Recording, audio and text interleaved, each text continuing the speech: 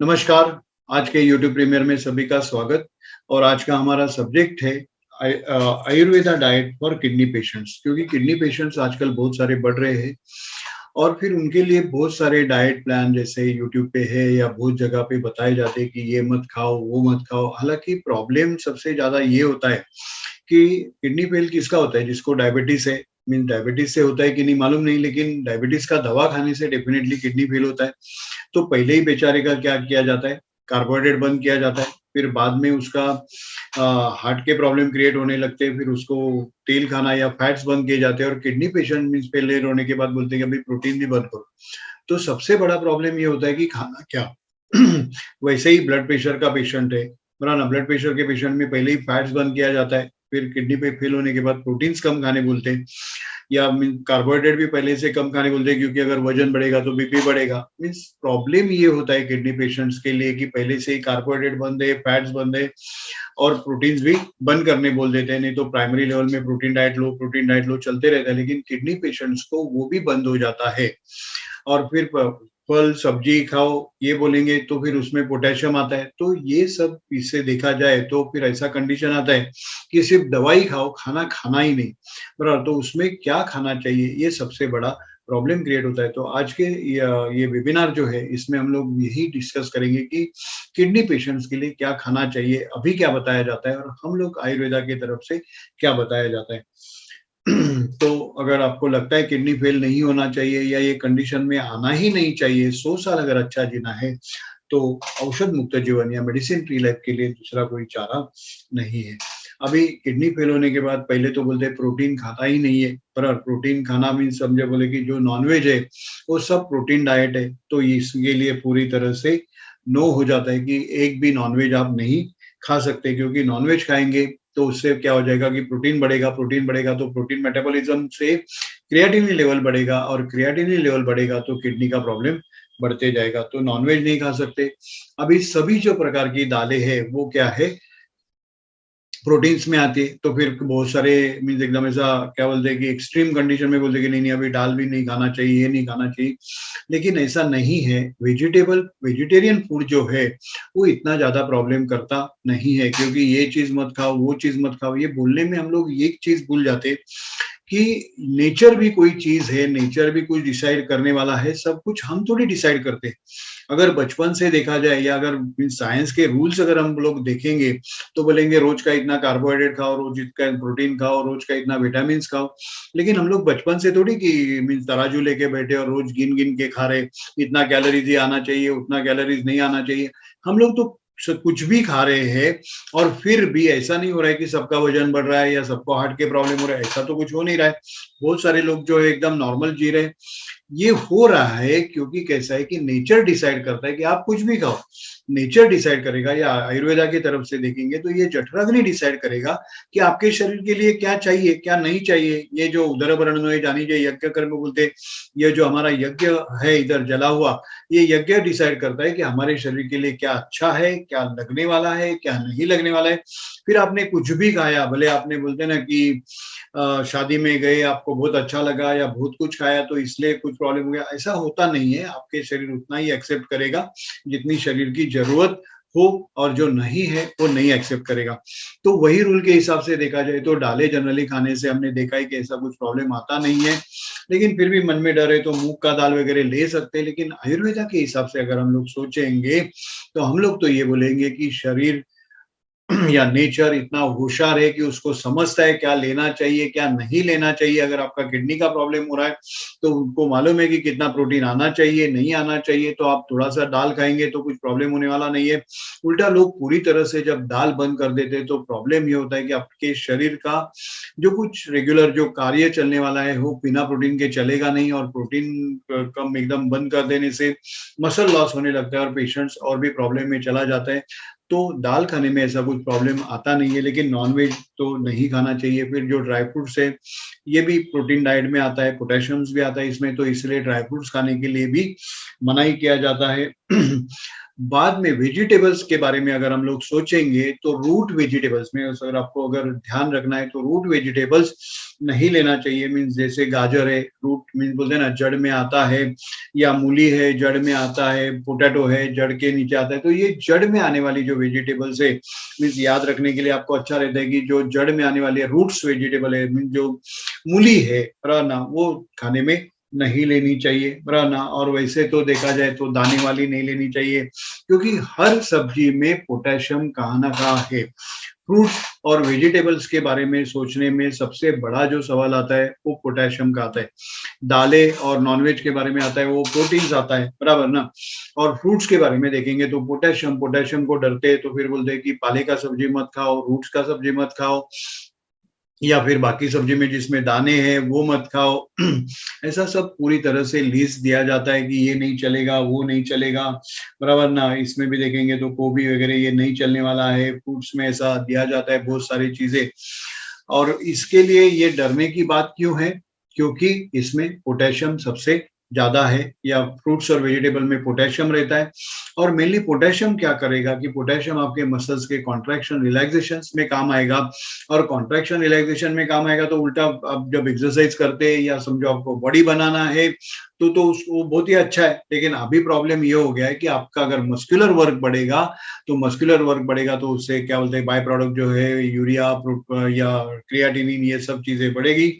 और ये चीजें बढ़ेगी तो बाहर फेंकने के लिए आपकी किडनी काम नहीं कर रही है, इसलिए ये चीजें मत खाओ ऐसा बोला जाता है। सब्जी भी जो फल का सब्जी जो है, जैसे दोड़का है या दूधी भोपला है, ये सब जो चीजें है वो खाने के लिए बोलते हैं जिसमें पोटेशियम कम है। लेकिन उसमें भी बोलेंगे कि नहीं, उबाल के ले लो, उसका पानी निकाल दो, फिर खाओ, ऐसा करो वैसा करो।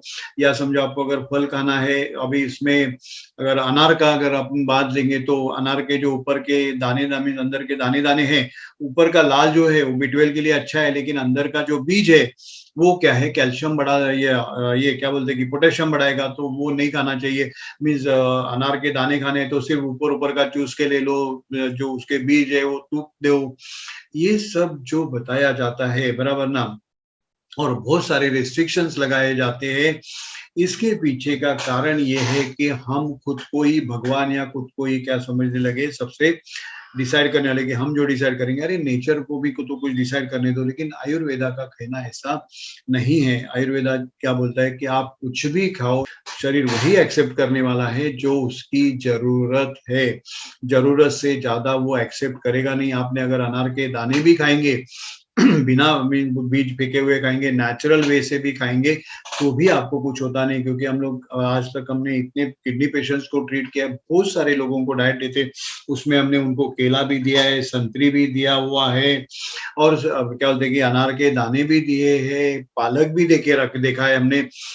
लेकिन हमने कभी देखा नहीं कि पोटेशियम बढ़ा है और उसको अटैक वगैरह आ गया। हमारे सभी पेशेंट्स खा रहे हैं, सब कुछ कर रहे हैं। तो मेनली फ्रूट्स ये मत दो, वो मत दो, कैबेज मत दो, बोलते हैं ना, ये सब अगर बोलेंगे हम लोग तो उससे होने वाला नहीं। अगर आप मीन्स किडनी फेलियर का डाइट अगर देखने जाएंगे तो इतने ग्राम सवेरे लेना चाहिए, दोपहर में इतने लेना चाहिए, टोटल इतना होना चाहिए, ऐसे बहुत सारे रेस्ट्रिक्शंस लगाते हैं, बराबर ना।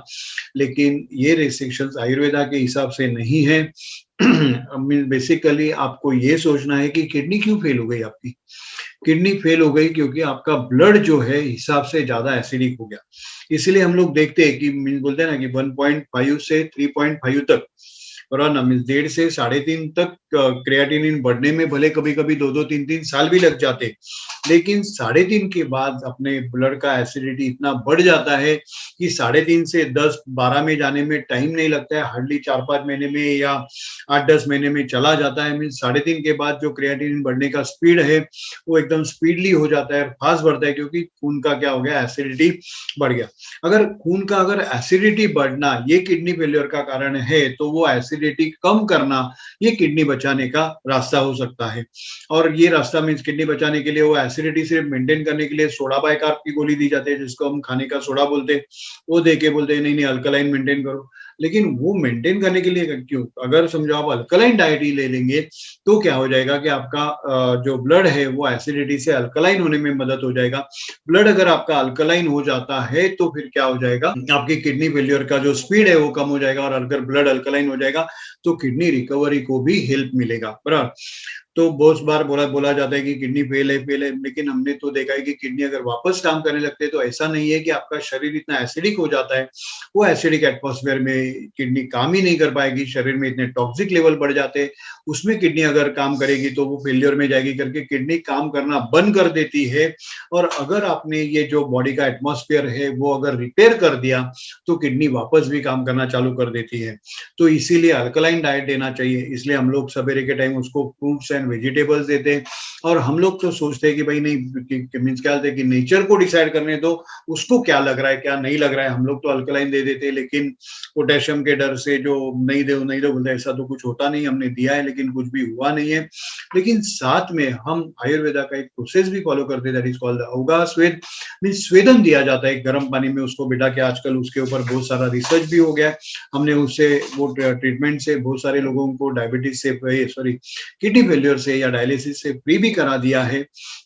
तो ये भी अगर चीज करेंगे, फिर मीन बोलते हैं ना कि बेसिकली अल्कलाइन फूड देना चाहिए, फ्रूट्स वेजिटेबल्स का ज्यादा यूज करना चाहिए। आयुर्वेदा में किडनी रिपेयर करने वाले जो हर्ष बोले, पुनर्नवा है, कोक्षुर है, उस ये वनस्पति का अगर यूज करेंगे प्रॉपरली तो फिर क्या होता है, किडनी रिकवर होता है। लेकिन हम लोग क्या करते हैं कि प्रोटीन और ये पोटेशियम के डर से अल्कलाइन फूड या प्रोटीन फूड देने के लिए घबरा जाते हैं और देते ही नहीं। तो शरीर को रिकवर करने के लिए जो चीजें चाहिए वो अगर नहीं देंगे तो फिर सब प्रॉब्लमेटिक होने लगता है।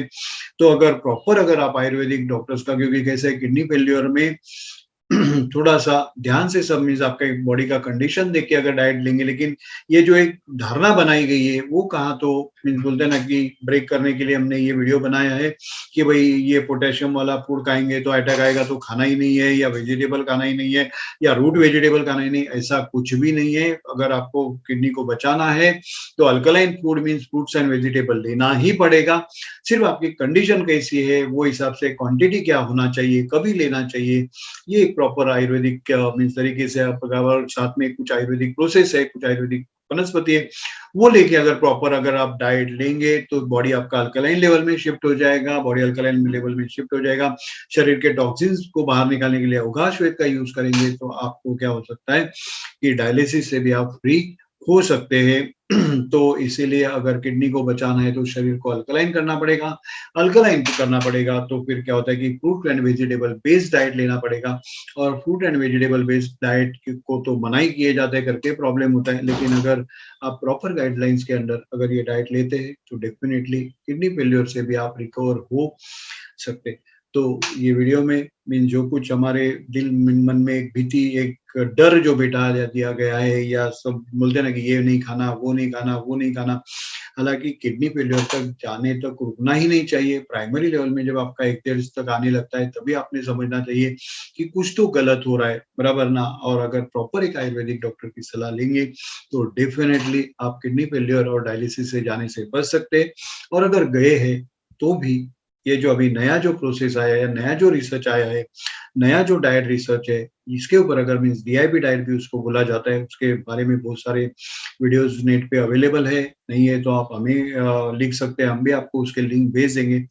तो ऐसी इसी तरह से अगर बोलते हैं ना कि अल्कलाइन डाइट और प्रॉपर आयुर्वेदिक ट्रीटमेंट लेंगे तो किडनी फेलियर से भी बचा जा सकता है। So thank you. ऐसे एक नए विषय के साथ मिलेंगे अगले वीडियो में, लेकिन तब तक हमारे यूट्यूब पे डायबिटीज फ्रीडम के बारे में, हार्ट फ्रीडम में बोलते हैं ना कि हाइपरटेंशन से कैसे बचे, हार्ट अटैक से कैसे बचे, या संधिवात है, या स्किन प्रॉब्लम है, या बहुत सारे प्रॉब्लम के बारे में वीडियोस हमने दिए हुए हैं। अगर आपको 100 साल अच्छे से जीना है, बराबर ना, बिना कुछ तकलीफ के, तो मेडिसिन फ्री लाइफ के लिए या औषध मुक्त जीवन के लिए दूसरा चारा नहीं। इसलिए हमारे जो फेसबुक और इंस्टाग्राम चैनल भी वही है, हमारे जो डॉक्टर गिरी डायबिटीज फ्रीडम .com, इसके ऊपर हमने डायबिटीज का इन्फॉर्मेशन दिया है, और एडवांस आयुर्वेदा .org, ये इसके ऊपर हमने बाकी सब इन्फॉर्मेशन दिए हुए है। हमारे नंबर है, आपको कुछ भी अगर लगता है, क्या बोलते कि इन्फॉर्मेशन चाहिए तो जरूर हमारे नीचे आप कमेंट्स बॉक्स में दीजिए, हम आपको आंसर करेंगे उसका, या हमें कॉल कर दीजिए, बराबर। और यही इन्फॉर्मेशन अगर किसी अच्छे तक में बोलते हैं ना कि अच्छा लग रहा है तो उसको लाइक और सब्सक्राइब करना मत भूलिए। तो ऐसे एक नए सब्जेक्ट के साथ मिलेंगे अगले वेबिनार में, तब तक नमस्कार।